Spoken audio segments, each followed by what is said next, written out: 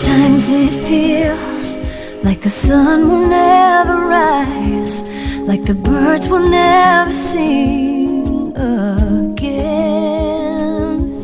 Believe in a power greater than what you are going through. When you don't know what to do, keep breathing.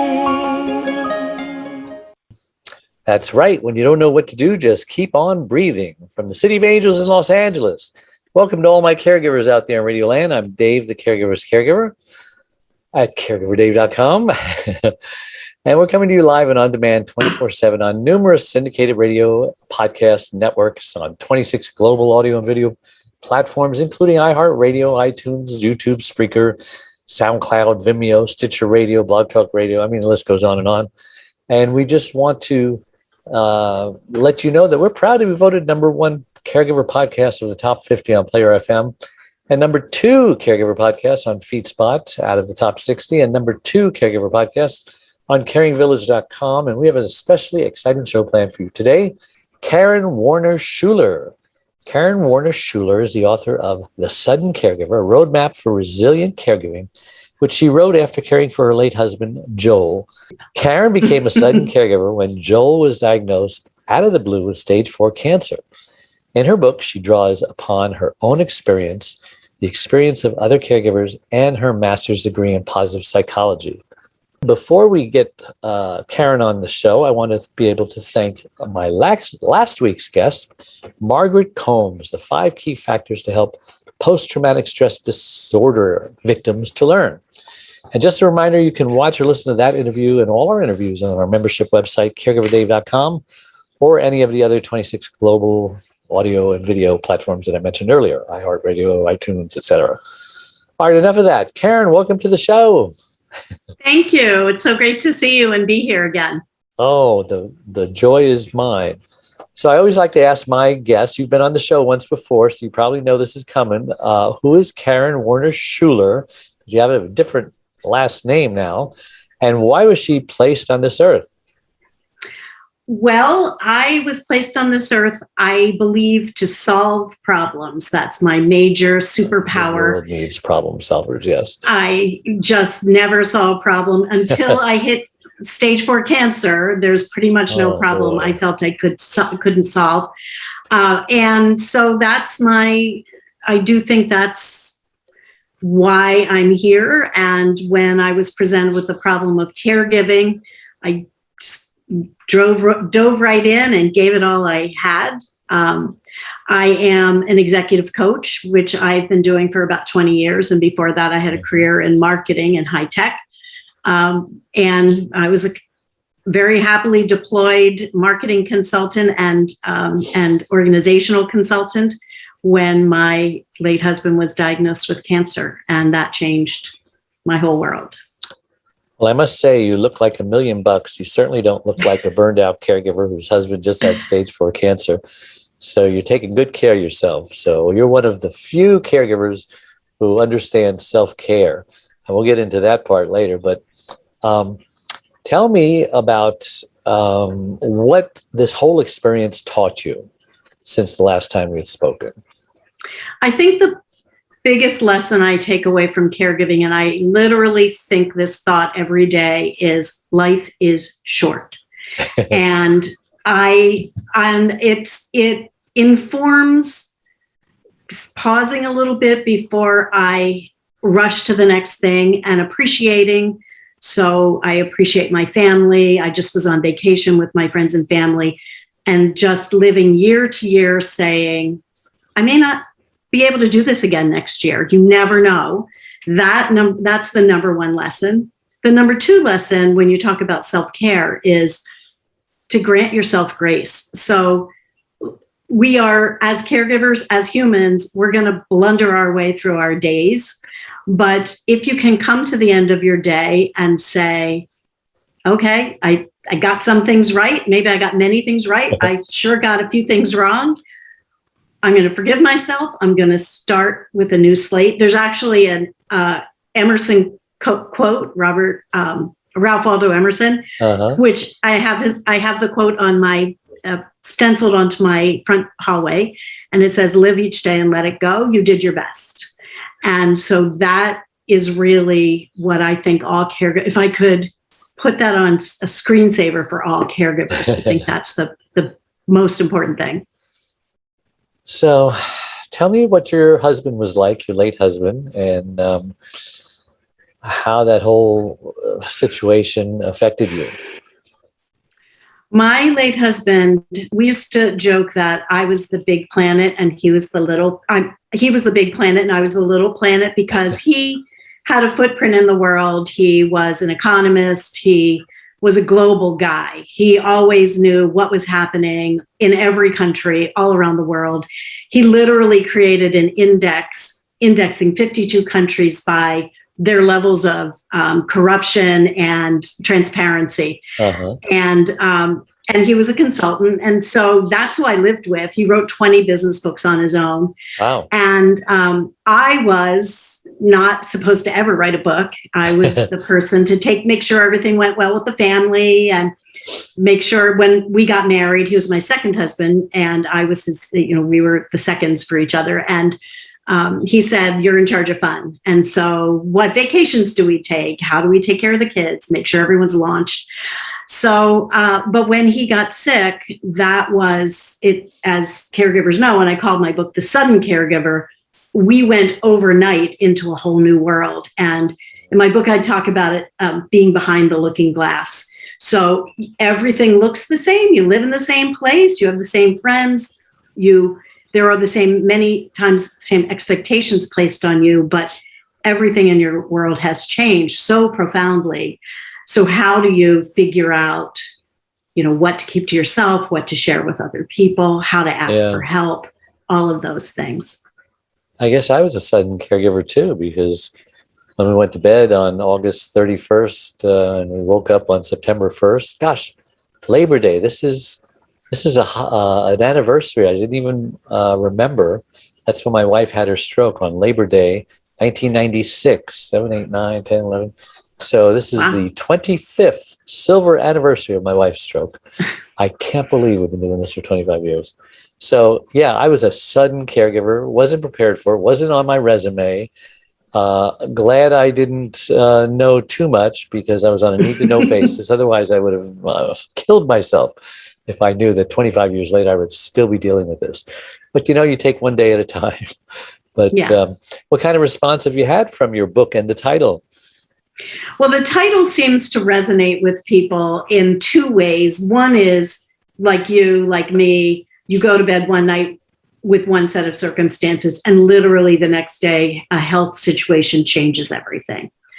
And then the other is people who are in long-term care situations who say, "I know this is the sudden caregiver, but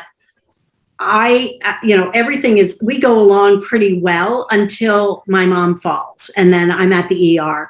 So there's a cyclical suddenness inside all caregiving situations. But thanks for asking. The book is done. So I'm always amazed that people find it and find their way to it. And I was a tech writer way back in the beginning of my career. I was an English major, and everyone told me I would never make any money. So this is how I did it. But I am really good at taking information and helping people access it visually. And so I put roadmaps together, and I use metaphors that people can access and really say, "Okay, I understand what that is."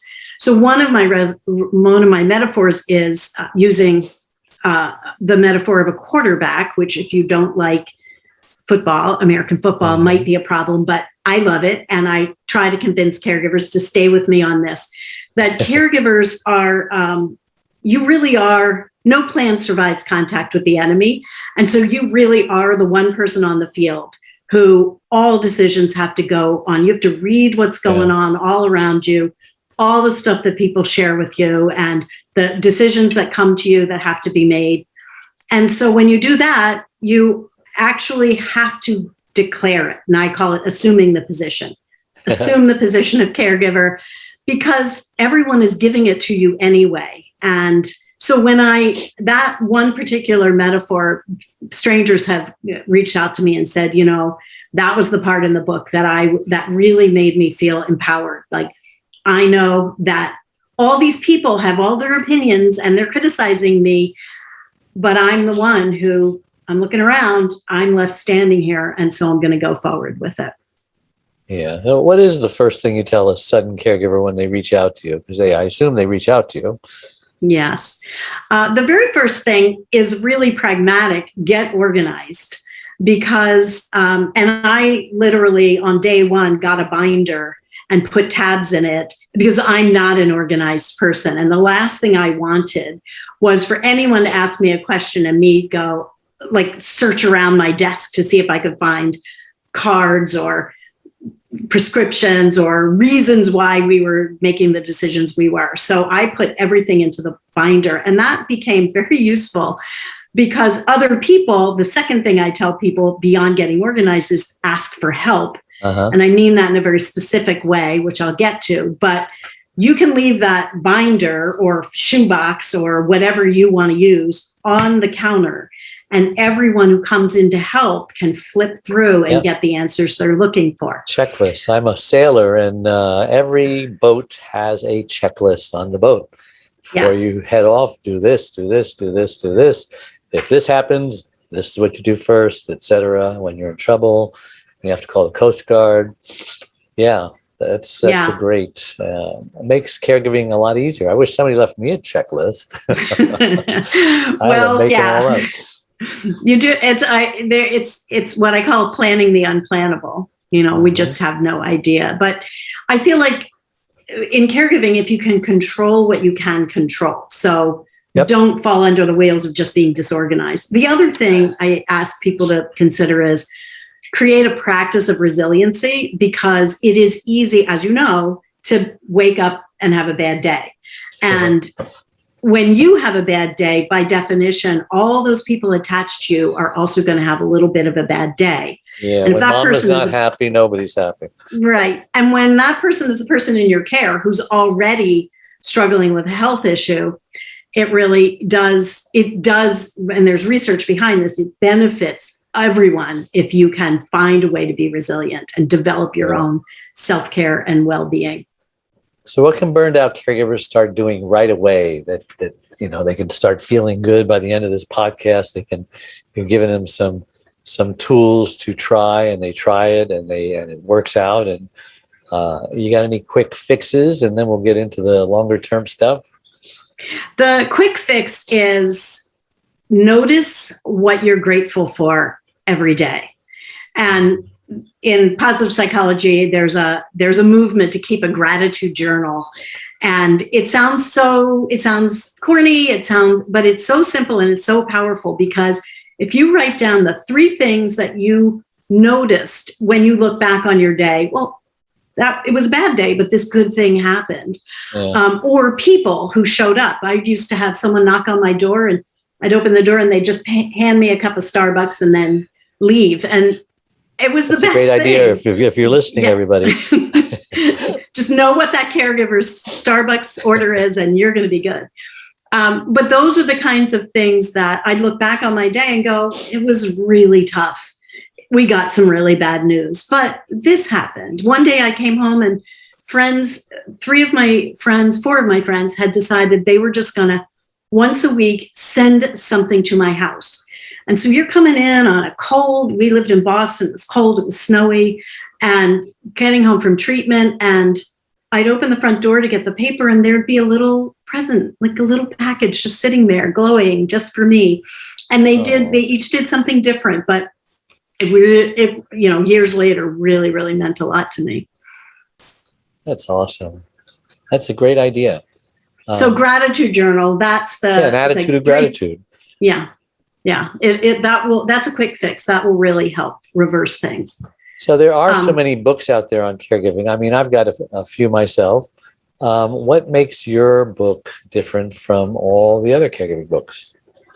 Well, when my husband was first sick, I am a person who goes to Amazon to get books about whatever the topic is. And I got a lot of caregiver books. And what I found was they weren't addressing my feelings. They weren't addressing how I was going to get myself through this situation. A lot was about skills to care for another person, which are essential. You need to know how to do those things.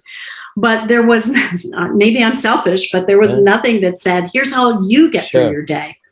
So I looked for that roadmap. I couldn't find it. And as my husband we knew he was terminally ill. And as his life was nearing an end, I sat with him and talked about what would it be?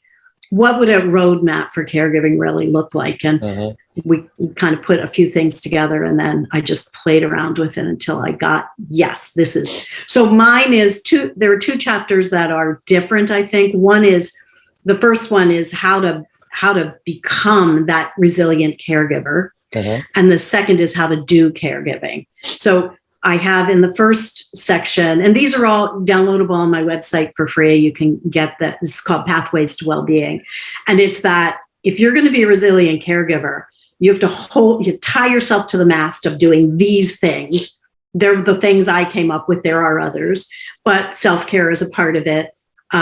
Assuming the position very proactively, mapping your journey so you know where you are and what to expect, even though you may not have all the answers, and creating a care team, which I think is the most essential thing long-term, especially in your caregiving situation, is to screen that world of people wanting to help and say, which of these people could I call? Would I really call if I were broken down at midnight on the side of the highway and they really would answer their phone and they really would come out and get me? Those people get to be part of your team, because you don't want people who need you to take care of them while they need to give and help you. But also you want people to be sure that they're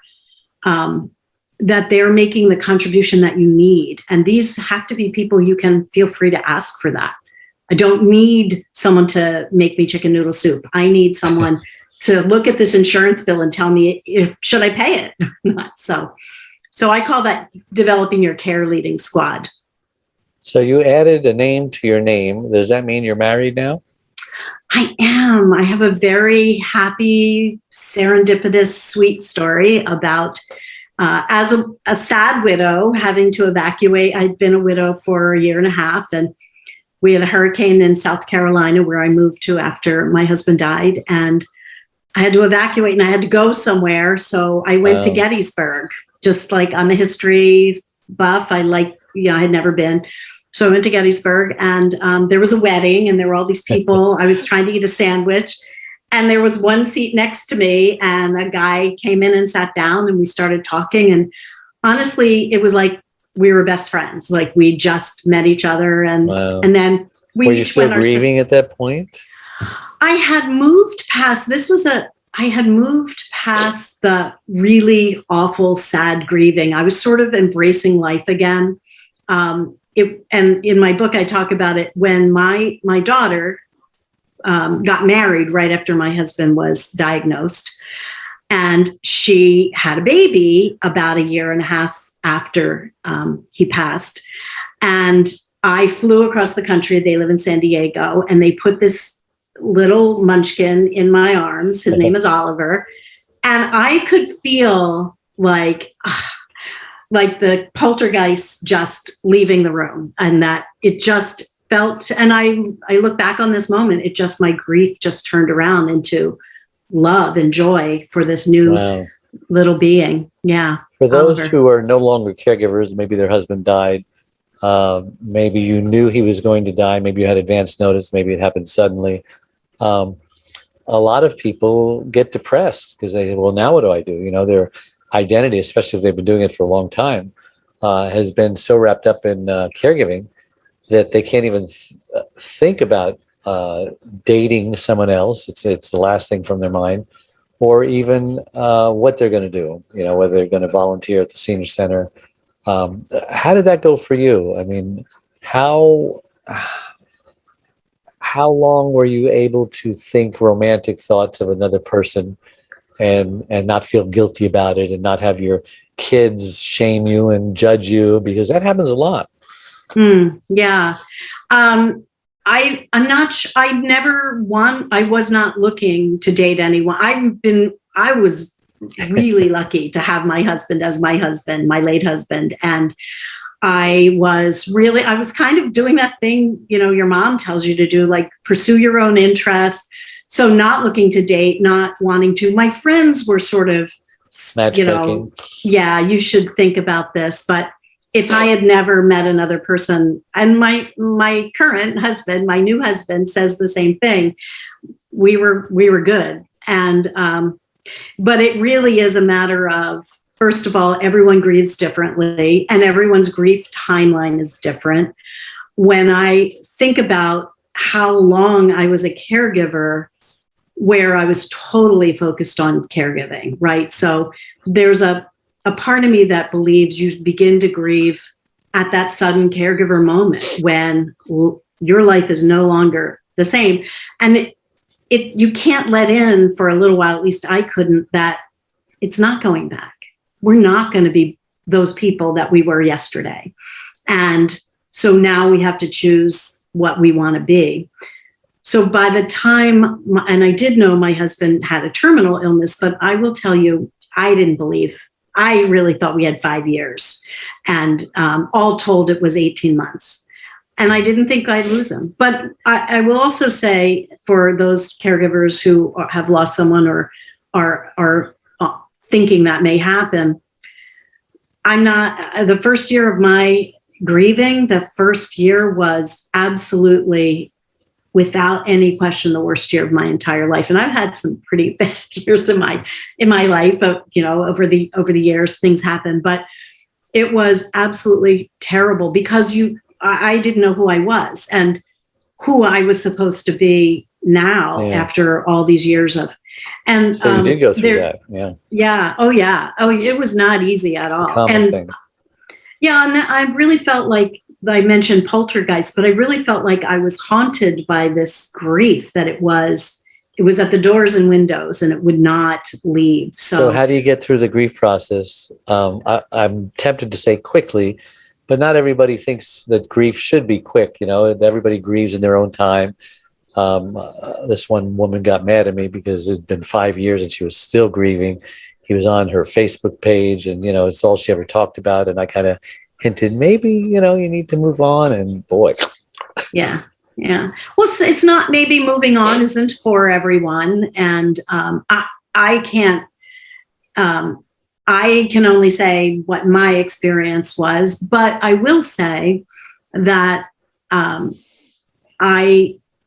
had to figure out, what do I do for a living? I had my own company for a long time. And the idea of going back on the road, and I got recruited to go take a big job and move to Seattle. And I was like, I don't want to. And so I just had to think through what will work and what won't work. I will say the only way out is through, and that's going to be different for everyone, but there is a through. There is a new you on the other side. And in my book, I call it evolution because I have a roadmap that spells the word care. And the E of that is, after your caregiving has resolved, which is the R, C-A-R-E, you have to evolve.